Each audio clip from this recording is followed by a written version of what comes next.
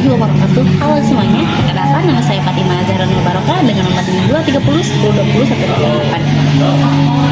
Baik, di sini saya ingin mempresentasikan hasil penelitian saya di lapangan yang berada di SD Islam Cideng Balong. Nah, di sini dalam rangka mata kuliah penelitian pendidikan.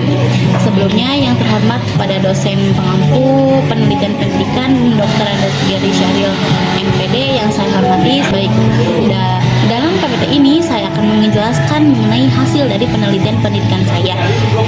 Dari penelitian itu saya akan menggambarkan atau menjelaskan mengenai dari judul saya apa, latar belakang mengapa saya mengambil judul tersebut, ada rumusan masalah, ada tujuan penelitian, lalu ada kajian teori mengenai penelitian yang saya bawakan, lalu ada metode yang saya bawakan dalam sebuah penelitian, dan yang terakhir ada luaran atau output yang saya harapkan ketika penelitian ini dilaksanakan. Baik, untuk mengefektifkan waktu saya akan mulai mengenai judul yang saya bawa ini, pengaruh penerapan model pembelajaran based learning terhadap motivasi belajar siswa kelas 4 pada pembelajaran bahasa Indonesia di SD Islam Cideng Balong. Nah, saya membawa judul ini mengenai penerapan model PBL atau problem based learning, di mana dalam pendidikan atau dalam pembelajaran bahasa Indonesia di SD Islam Cideng Balong kebetulan tidak menggunakan model tersebut. Hanya saja guru datang memberikan tugas lalu kembali lagi keluar untuk meninggalkan murid-muridnya mengerjakan tugas yang telah disampaikan. Maka dari itu saya melihat motivasi serta ketertarikan siswa untuk belajar pun sangatlah minim, sangatlah rendah. Maka dari itu saya membawa judul ini, penerapan model PBL terhadap pembelajaran bahasa Indonesia di SD Islam Cideng Balong. Lalu sekarang saya akan memaparkan bagaimana latar belakang secara menyeluruhnya, secara spesifiknya. Latar belakang dari adanya penelitian pendidikan ini atau penelitian ini, mengapa? Karena saya melihat bahwa pendidikan itu sangatlah penting bagi kita. Karena pendidikan akan merubah kita menjadi manusia yang lebih baik lagi, mempunyai karakter serta berdisiplin dalam berperilaku ataupun yang lainnya. Nah, tidak hanya itu, saya melatar belakangi dengan adanya hal tersebut karena saya melihat beberapa faktor yang membuat saya membawa judul tersebut. Yang pertama, melihat adanya motivasi pembelajaran yang sangat rendah di kalangan siswa kelas 4 terutama dalam pembelajaran bahasa Indonesia. Lalu yang kedua, mengapa? Karena kurangnya keaktifan siswa, kurangnya ketertarikan siswa dalam pembelajaran, terutama dalam pembelajaran bahasa Indonesia ini. Nah, lalu saya sendiri melihat bahwa ketika pembelajaran bahasa Indonesia itu siswa merasa bosan. Itu tiga hal tersebut melatar belakangi saya membawa judul penelitian ini, yaitu pengaruh model PBL atau problem based learning dalam pembelajaran bahasa Indonesia kelas 4 SD Cideng Balong. Baik, saya lanjut ke rumusan masalah.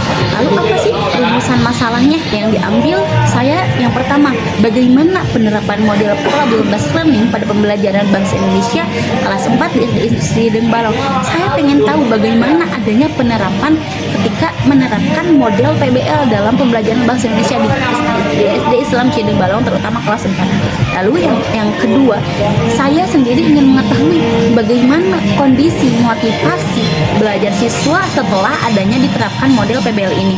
Lalu yang ketiga, bagaimana peningkatan motivasi belajar setelah diterapkannya model pembelajaran ini. Nah, di sini ada dua rumusan masalah ketika sebelum diterapkannya model pembelajaran bahasa learning dan sudah diterapkannya model problem bahasa learning. Dan yang terakhir yaitu adanya harapan-harapan dalam pembelajaran ini mengenai model problem based learning untuk meningkatkan motivasi belajar siswa sehingga siswa dapat tertarik terhadap pembelajaran autentik dan sehingga anak-anak antusias atau siswa antusias dalam pembelajaran bahasa Indonesia ini, terutama di kelas 4 SD Islam Cideng Balong. Lalu tujuan penelitian ini apa? Ada 4 tujuan penelitian pendidikan ini. Yang pertama, mendeskripsikan penerapan. Kita ingin tahu nih bagaimana penerapan model PBL ini terhadap pembelajaran bahasa Indonesia. Lalu yang kedua, mengetahui kondisi awal kelas 4 sebelum diadakannya model PBL ini dalam pembelajaran bahasa Indonesia. Yang ketiga, untuk mengetahui bagaimana peningkatan motivasi belajar siswa setelah adanya penerapan PBL ini atau model problem based learning ini. Dan yang terakhir, untuk mengetahui aktivitas siswa setelah adanya model problem based learning. Apakah hal tersebut bisa membangkitkan semangat peserta didik dalam belajar, terutama dalam pembelajaran bahasa Indonesia, atau malah sebaliknya? Nah, itu semua merupakan tujuan penelitian dari penerapan model PBL atau problem based learning dalam pembelajaran bahasa Indonesia di kelas 4 SD Cihideng Balong. Lalu selanjutnya di sini ada kita akan membahas mengenai kajian teori yang sesingkat-singkatnya dari hasil penelitian kami. Yang pertama ada PBL, yaitu problem based learning. Yang kedua motivasi belajar, dan yang ketiga ada pembelajaran bahasa Indonesia.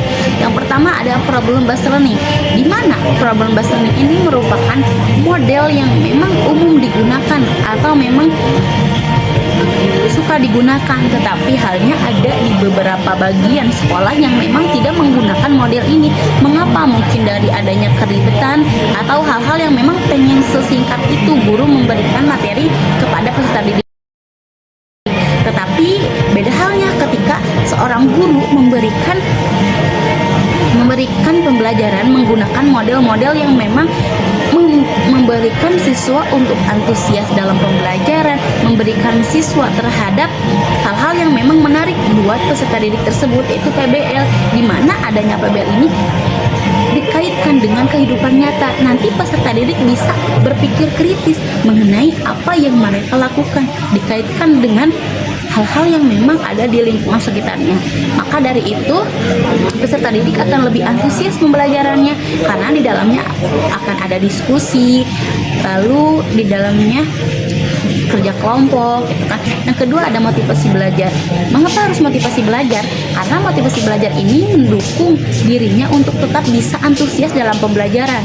Karena ada beberapa hal dari motivasi belajar itu, adanya keinginan untuk berhasil, adanya dorongan belajar, serta ketertarikan terhadap pembelajaran. Nah, mungkin ketika adanya suatu motivasi belajar, maka di dalam diri siswa, terutama ketika kita sedang belajar siswa, di dirinya nanti akan timbul rasa ingin tahu, sehingga dia tahu, oh iya ternyata saya pengen berhasil loh dalam segini. Terus dorongan belajar, dengan adanya motivasi, peserta didik tersebut bakal terus dorongan belajarnya terus tinggi karena ada motivasi-motivasi. Lalu motivasi tersebut dari mana? Ada dari internal ataupun eksternal. Internal mungkin dari diri sendiri gitu kan, keluarga. Sedangkan kalau eksternal dari sekolah, lingkungannya, bagaimana dia berkehidupan atau berinteraksi bersama orang lain gitu kan. Lalu yang ketiga ada pembelajaran bahasa Indonesia. Mengapa saya masukkan kajian teori singkat ini dan pembelajaran bahasa Indonesia? Karena saya sedang menjelaskan mengenai pembelajaran bahasa Indonesia, di mana untuk meningkatkan motivasi itu dalam ranah pembelajaran bahasa Indonesia yang sedang saya bahas ini.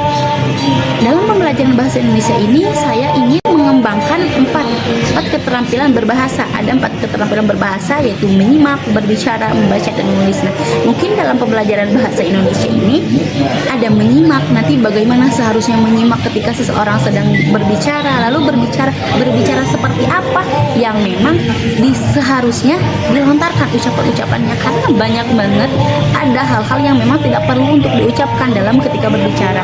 Lalu membaca, lalu menulis gitu. Nah, ini merupakan 4 keterampilan dalam pembelajaran bahasa Indonesia yang harus ditingkatkan. Lalu selanjutnya ada metode penelitian.